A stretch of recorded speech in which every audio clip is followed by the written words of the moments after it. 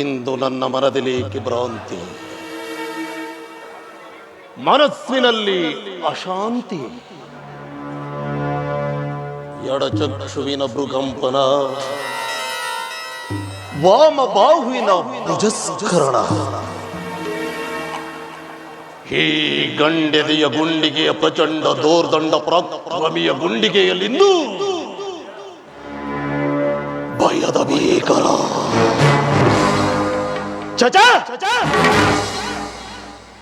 ಚಿತ್ತ ಭಕ್ತಿಯ ಮೇಲೆ ಅಪಶಕುನದ ನರ್ತನ.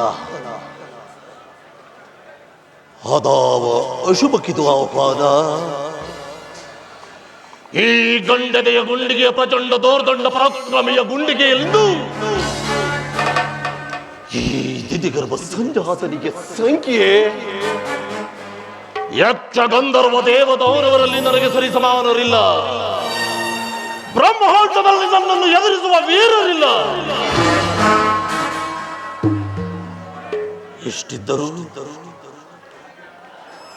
ಇಷ್ಟಿದ್ದರೂ ನನ್ನ ಮನದಲ್ಲಿ ಏಕೆ ಈ ಕಳವಳ? ಮಹಾಪ್ರಭು, ಮಹಾಪ್ರಭು, ಸಮಾಚಾರವೇನು? ದಿಗ್ವಿಜಯಕ್ಕೆ ಹೊರಟಿದ್ದ ನಿಮ್ಮ ತಮ್ಮನನ್ನು ಒಂದು ಹೊಂದಿ ಕೊಂದು ಆಗಿದ್ದು ಮಹಾಪ್ರಭು. ಹಿರಣ್ಯಾಕ್ಷ!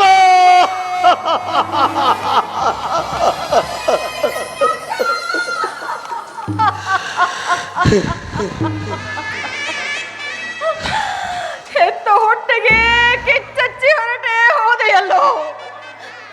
ನಿನ್ನನ್ನು ಅಗಲಿ ಹೆತ್ತ ತಾಯೋ ಹೇಗೆ ತಾನೇ ಜೀವಿಸುವಳು, ಹೇಗೆ ತಾನೇ ಜೀವಿಸುವಳು? ಮಗನೇ,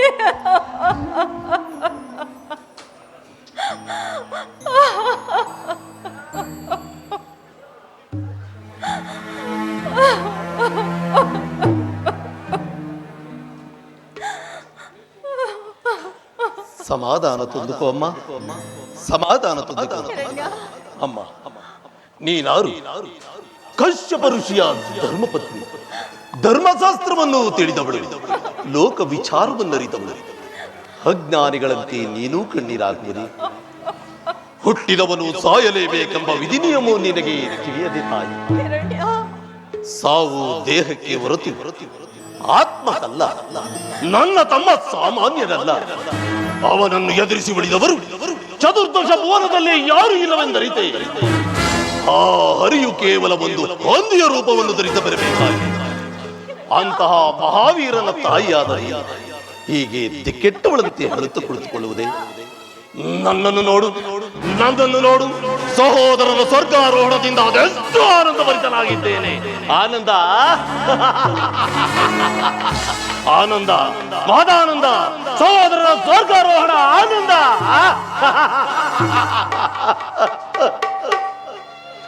ಸಹೋದರ ಹಿರಣ್ಯಾಕ್ಷ, ಅದಾವ ವಿಷಗಳಿಗೆ ನಿನಗೋಸ್ಕರ ನನ್ನ ಪ್ರಾಣವನ್ನಾದರೂ ದಿಗ್ವಿಜಯ ಸಾಧಿಸುತ್ತೇನೆ ಎಂದು ಹೇಳಿದೆಯೋ. ವಿಶ್ವದ ಅದಾವ ಮಹಾಶಕ್ತಿಯ ನನ್ನೆದುರಾಗಿ ಬಂದು ನಿಂತರು ಒಟ್ಟಡಗಿಸುತ್ತೇನೆ ಎಂದು ದಿಟ್ಟ ನುಡಿಯನ್ನಾಡಿಯ ನಿನ್ನಂತಹ ಪೌರುಷಬದ್ಧನನ್ನು ಕೇವಲ ಒಂದು ಹೊಂದಿತು ಎಂದರೆ ಹರಿ.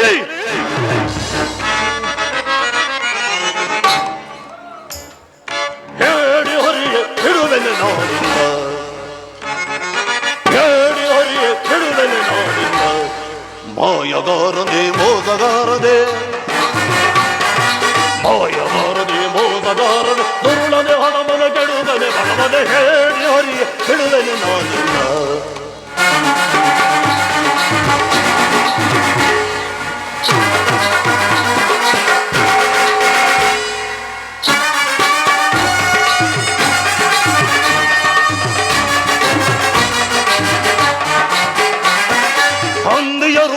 ನನ್ನ ತಮ್ಮನ ಕೊಂದೆಯ ಪಾತಕಿಯೇ, ಈ ಭುವನ ಸಿಂಹನ ಗೆಳತಿ ಬದುಕುವ ದಯವಂಚಕಿಯೇ.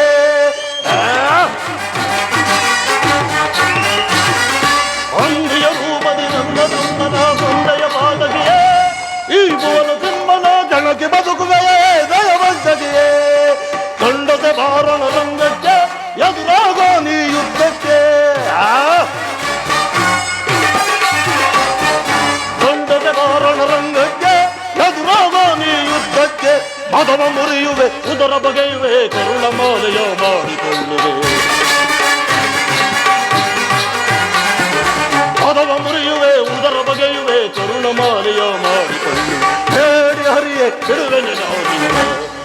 ಮಾಯಗಾರನೇ ಮೋಸಗಾರನೇ ಮಾಯಗಾರನೇ ಮೋಸಗಾರ ದುರುಳನೆ ಹೋದ ಮನೆ ಕೆಡುಗನೆ ಬರಮನೆ ಬಿಡುವೆನೆ ನಾನಿಂದ ಬಿಡುವೆನೆ ನಾನಿಂದ ಬಿಡುವೆನೆ ನಾನಿಂದ ಬಿಡುವೆನೆ ನಾನಿಂದ. ಬೇಡಿ ಸ್ವಾಮಿ, ಬೇಡಿ, ನುಡುಕಬೇಡಿ. ನಿಮ್ಮ ಕಾಲನ್ನು ಹಿಡಿದು ಬೇಡಿಕೊಳ್ಳುತ್ತೇನೆ, ಶಾಂತರಾಗಿ ಸ್ವಾಮಿ, ಶಾಂತರಾಗಿ. ನನ್ನನ್ನು ತಡೆಯಬೇಡ ಕಯಾದು, ನನ್ನನ್ನು ತಡೆಯಬೇಡ. ನನ್ನ ದುಃಖ ನಿನಗೆ ಅರ್ಥವಾಗುತ್ತಿಲ್ಲ, ನನ್ನ ಹೆತ್ತ ತಾಯಿಯ ವೇದನೆ ನಿನಗೆ ಗೊತ್ತಿಲ್ಲ.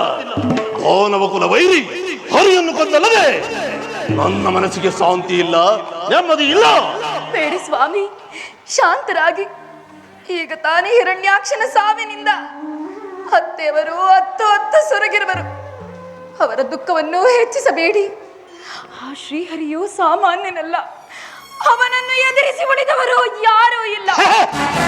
ಅವನನ್ನು ಎದುರಿಸಿ ಉಳಿದವರು, ನಮ್ಮನ್ನು ಕೆಳಗೆ ಬದುಕಿದವರು ಯಾರು ಇಲ್ಲ. ನನ್ನ ರಕ್ತ ಕುದಿಯುತ್ತಿದೆ, ಆಕ್ರೋಶ ಉಕ್ಕುತ್ತಿದೆ. ಸೇಡಿನ ಜ್ವಾಲೆ ದೇಹವನ್ನೆಲ್ಲ ವ್ಯಾಪಿಸಿರುವಾಗ ನೀನಲ್ಲ, ನನ್ನ ತಾತ ಬ್ರಹ್ಮನೇ ಬಂದರೂ ನಾನು ಕೇಳುವವನಲ್ಲ. ಬೇಡಿ ಸ್ವಾಮಿ, ದುಡುಕಬೇಡಿ, ಶಾಂತರಾಗಿ ಸ್ವಾಮಿ. ನನ್ನ ಸ್ಥಿತಿಯನ್ನು ನೋಡಿ,